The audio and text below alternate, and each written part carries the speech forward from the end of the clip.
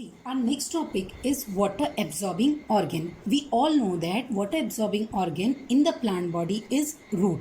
Okay, root is a part of the plant body which is present below the earth, and it goes deep into the earth and it goes deep into the soil so that it can absorb lots of water for the plant. Okay, now to fulfill the demand of plant, roots, they work continuously and they absorb, not only absorb water, but they absorb mineral nutrients from the earth. Okay, now roots, they are, so let's see the parts of the root. In our 11th standard, we have studied that plant body or root from apex. This is apex of root. From apex to base, it is having 4 very important parts. Actually, it is 5 important parts. The first one is root cap, which protects the root, initial part of the root. The next very important part is region of cell division. In this region, special cells are present, and these special cells, they are continuously dividing type of cells. They divide continuously so that root can elongate in size. Okay, it can increase in size. Next one is region of cell elongation. The newly divided cell, they are present here and they occupy this space to get matured. Okay, so they absorb mineral nutrients and food material so that they can increase in size. When they increase in size, ultimately it will cause the increase in length of the root. Next one is very important part of the plant body or body of the root, this region. This region is called as region of absorption. This region of absorption, why it is important? See, this region of absorption is made up of various unicellular hair-like structure.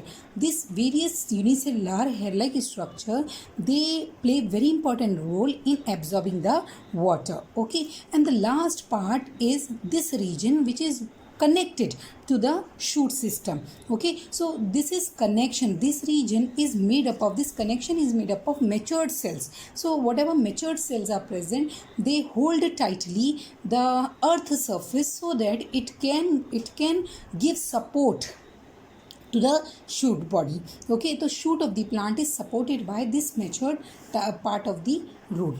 Okay, now let's see the structure of one of this hair. Okay, this one single hair is a unicellular tubular structure. This unicellular tubular structure is having very simple body plan. See, because it is a plant cell, it is having, obviously it will have cell wall. Cell wall is double layered structure and it is followed by the second layer which is known as cell membrane. Okay, cell wall and cell membrane. This cell wall is having outer layer and inner layer. Outer layer of cell wall is made up of pectin, whereas inner layer is made up of cellulose. Okay, now next very important part of this root is this large vacuole. What is vacuole? Vacuole is an empty space. So a large vacuole, we know that vacuoles are present only in plant cells. Okay, so this cell is also having vacuole. This large vacuole is occupying maximum part of the root hair. So this large structure is known as vacuole and it occupies the maximum part of the root hair. Okay, the leftover part, this small part, leftover part is having cytoplasm. Very thin film of cytoplasm is present, and in that cytoplasm all the nutrients which are absorbed by the root hair will be present. Okay, it is having a small nucleus at one side and several mitochondria because this structure requires lots of energy. One more important thing about cell wall, that the cell wall is freely permeable.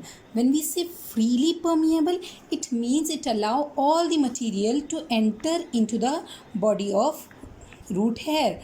Okay, whereas this cell membrane is selectively permeable. So out of whatever is absorbed by cell wall, it will be selected by cell membrane, and after selection the material will enter into the and can become a part of cytoplasm.